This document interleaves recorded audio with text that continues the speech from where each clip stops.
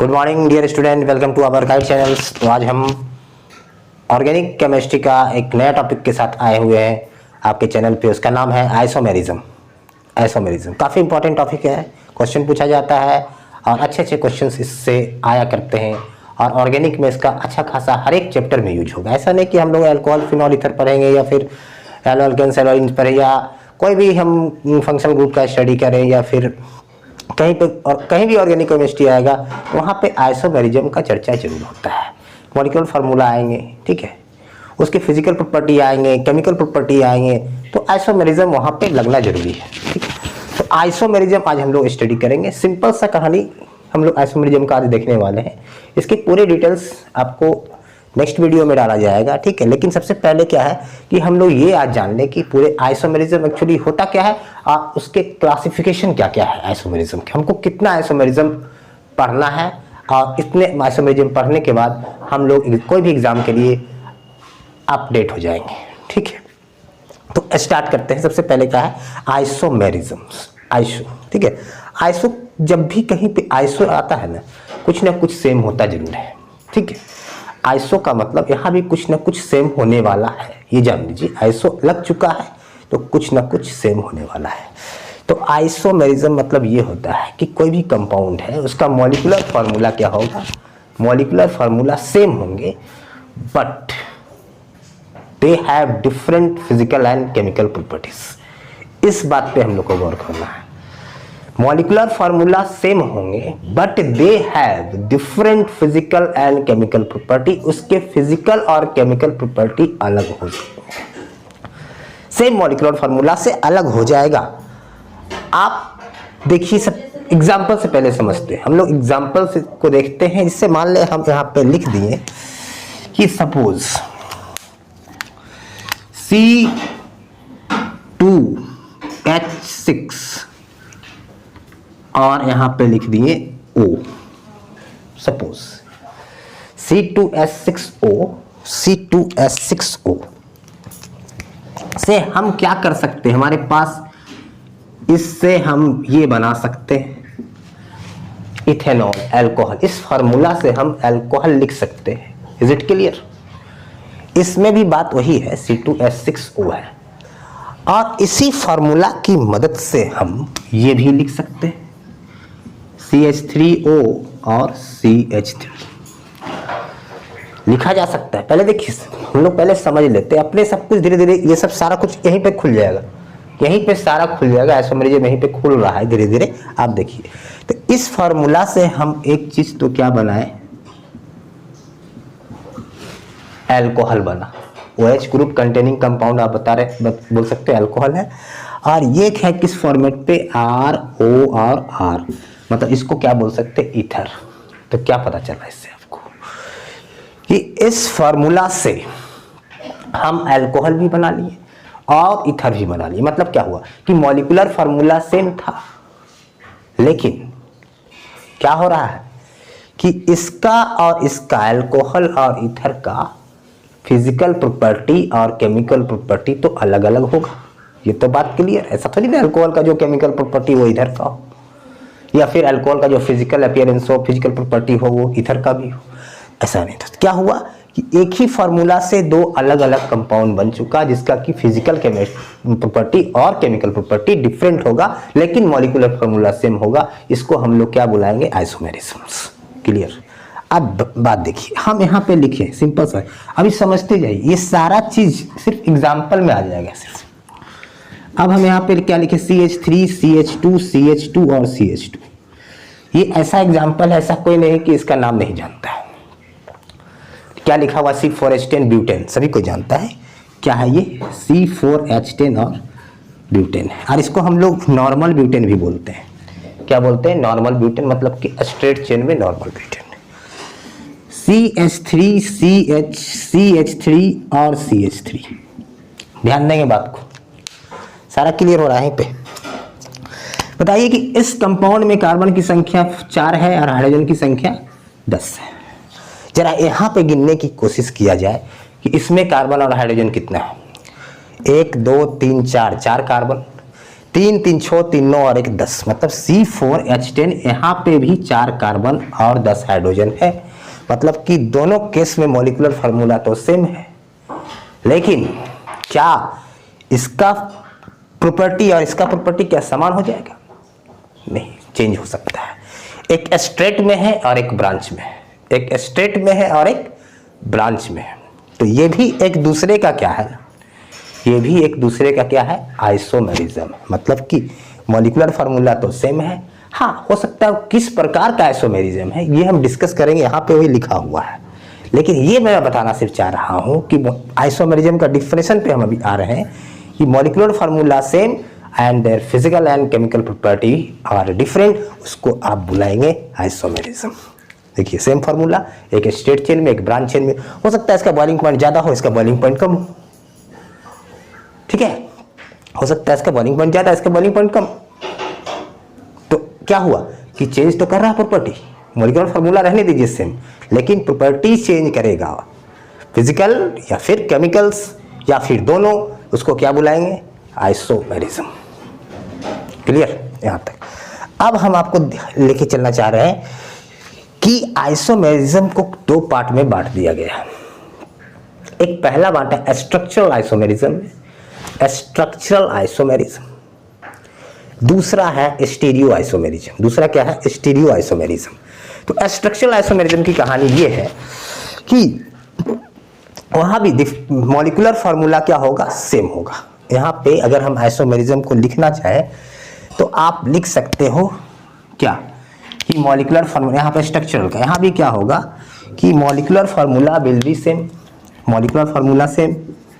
यहाँ पे क्या होगा कि मॉलिक्यूलर फार्मूला या फिर मॉलिक्यूलर फार्मूला ऑफ कंपाउंड क्या होगा, कंपाउंड सेम होगा, but there structures are different. उसके क्या होगा, स्ट्रक्चर्स अलग अलग हो सकते हैं, but structure are different. Structure क्या होगा, बदल जाएगा। यही स्ट्रक्चर बदलने के कारण उसके फिजिकल और केमिकल प्रॉपर्टी पे प्रभाव पड़ जाता है, ठीक है। इसलिए हम लोग आइसोमेरिज्म को करेक्टली भी बोलते हैं, same molecular formula of compound but different physical and chemical. क्या है कि स्ट्रक्चर बदलेगा, फंक्शनल ग्रुप बदलेगा, पोजीशन बदलेगा, अभी देखिए आने वाला है, ठीक है। स्ट्रक्चर बदलेगा, पोजीशन बदलेगा, फंक्शनल ग्रुप चेंज होगा, जैसे यहाँ चेंज हो गया।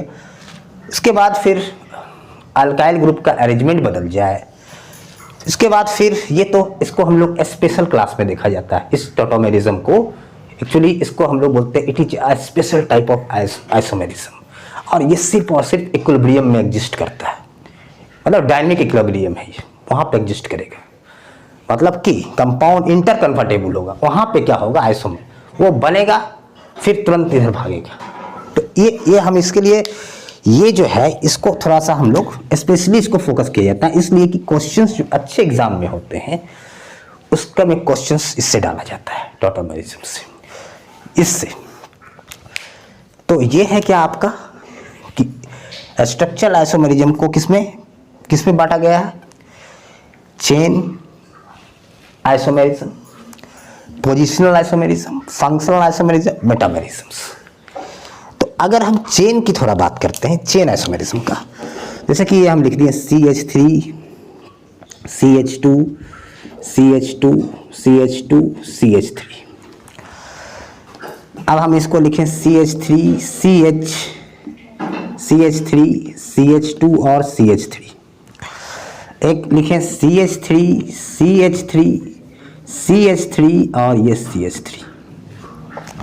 सारा में क्या है, पहला पेंटेन है, सारा में ऐसा नहीं है, सब पेंटेन है, सभी में C5H12 है, सभी में C5H12 है, सभी में C5H12 है, ठीक है। जब भी हम आइसोमेरिज्म लिखते हैं, ये जितने भी आइसोमेरिज्म लिखा जाएगा, सब में एक चीज ध्यान रखेंगे, स्ट्रक्चर की बात, स्टीरियो की बात मैं नहीं कर रहा हूँ, स्ट्रक्चर की बात कर रहा हूँ कि IUPAC नेम बदल जाएगा, इसमें IUPAC नेम बदल जाएगा, ठीक है, जहां पे स्ट्रक्चरल की बात होगी। इसी फॉर्मूला से 3 आइसोमर बना के मैंने आपके सामने रखा, एक स्टेट चेन में है, एक ब्रांच है, एक हाईली ब्रांच है। ज़्यादा ब्रांच। ठीक है, मतलब कार्बन देख रहे हैं कि कार्बन का जो चेन है क्या हो रहा है, लेंथ घट रहा है। कार्बन चेन की लेंथ क्या हो रही है, घट रही है। हो सकता है लेंथ घटने से सरफेस एरिया घट जाए। सरफेस एरिया घट जाए, उस पर बॉइलिंग पॉइंट पे फर्क पड़ सकता है। बहुत सारी कहानी आ रही है, कहानी वही चल रहा है, देखिए यहाँ पे।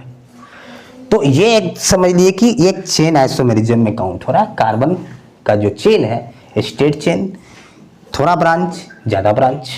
ठीक है, तो कार्बन चेन उलझ रहा है यहाँ पे, शुरू में स्टेट में, ऐसे को बोलेंगे चेन आइसोमेरिज्म। क्लियर, ये हो गया। पोजिशनल आइसोमेरिज्म देखिए कहाँ पे इसको हम बात करते हैं। पोजिशनल आइसोमेरिज्म की जब बात करेंगे यहाँ पे ध्यान देंगे, यहाँ पे ये चेन हो गया। अब पोजिशनल आइसोमेरिज्म की बात करें। पोजिशन का मतलब है कि सपोज यहाँ पे C डबल बॉन्ड C, या फिर हम लिख दिए यहाँ पे C, ठीक है, 1 2 3 4 5, यहाँ पे 5 ऐसा लिख दिए। या फिर हम लिखिए COH CC। ध्यान दीजिए, सब क्लियर हो रहा है। पोजीशन का मतलब क्या है कि फंक्शनल ग्रुप इधर से देखिए 1 2 3 4, फंक्शनल ग्रुप सेकंड पोजीशन पे है, यहाँ पे फंक्शनल ग्रुप फर्स्ट पोजीशन पे है। तो क्या हो रहा है, फंक्शनल ग्रुप का क्या हो रहा है, पोजीशन चेंज कर रहा है।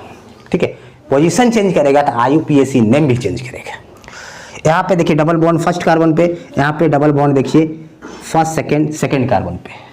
तो डबल बॉन्ड भी एक फंक्शनल ग्रुप में आता है, माइनर फंक्शनल ग्रुप बोल सकते हैं उसको, मेजर नहीं, माइनर फंक्शनल ग्रुप है वो। तो यहाँ भी अगर फंक्शनल ग्रुप का पोजीशन चेंज कर रहा है उसको हम लोग बोलेंगे पोजिशनल आइसोमेरिज्म। अगर किसी भी कंपाउंड में, ध्यान देंगे, अगर किसी भी कंपाउंड में मॉलिक्यूलर फार्मूला देखिए सेम है, मॉलिक्यूलर फार्मूला क्या है, सेम है। इसमें देखिए अल्कोहल है, इस कंपाउंड में फंक्शनल ग्रुप अल्कोहल है, इसमें क्या है, ईथर है। इसमें अल्कोहल है, इसमें ईथर। ये किसके अंदर आएगा, फंक्शनल के अंदर आएगा। अब मेटामेरिज्म क्या है, ठीक है, मेटामेरिज्म जैसे कि यहाँ पे देख लीजिए CH3, यहाँ पे O है, CH2 है और ये CH3 है। समझ रहे बात को, यहाँ पे लिख लिए हैं इस तरह से। आप ध्यान देंगे CH3, CH2O, CH2 और CH3,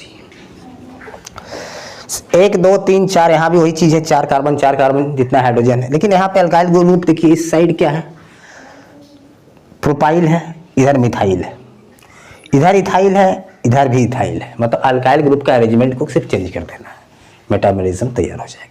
तो ये है आइसोमेरिज्म का। आज हम ज़्यादा हम अंदर में नहीं जाना चाह रहे हैं, सिर्फ आपको एक ओवरव्यू दे रहे हैं। नेक्स्ट लेक्चर आप जरूर देखें, ठीक है। तो हम यहाँ बात करने जा रहे हैं क्या, अब इसके बाद जो भी आएगा, अब इसके बाद स्टीरियो आइसोमेरिज्म है, टोटामेरिज्म स्पेशल केस है, हम बताएंगे आपको इसके नेक्स्ट वीडियो में। जियोमेट्रिकल आइसोमेरिज्म, स्टीरियो आइसोमेरिज्म का मतलब क्या होता है, ऐसे आइसोमेरिज्म जिसके कि मॉलिक्यूलर फार्मूला सेम होंगे, स्ट्रक्चरल फार्मूला सेम होंगे, बट उसका कॉन्फ़िगरेशन अलग होगा। कॉन्फ़िगरेशन ऑफ क्या होता है, मतलब arrangement of atom in space, arrangement of atom या फिर group of atom in space बदल जाएगा। ठीक है, उसका 2 पार्ट है, ज्योमेट्रिकल आइसोमेरिज्म। ज्योमेट्रिकल को हम लोग प्यार से क्या बुलाते हैं, सिस और trans isomerism, cis trans isomerism. Optical isomerism को प्यार से क्या बुलाइएगा, डी और एल आइसोमेरिज्म। डी और एल का चर्चा हम लोग करेंगे video, what is the meaning of small D and small L. ठीक है, आई थिंक ये सारी चीज़ का जो मैंने आपके पास एक फ्लो चार्ट रखा, क्लियरली समझ में आया होगा।